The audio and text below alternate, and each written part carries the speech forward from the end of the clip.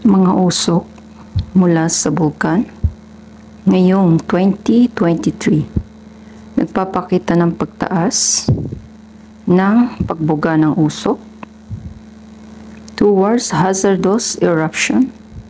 Nakataas ito sa alert level 3, lava collapse hanggang 4 na kilometro mula sa bunganga ng bulkan. Isang paalala lamang, maaring maganap ang pagguho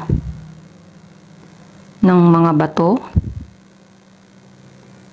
pag-itya ng tipak ng lava o bato, pag-agos ng lava, pagputok, pag-agos ng lahar, kung may matinding pag-ulan.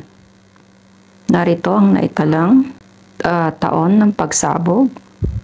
2018 ang pinakahuli.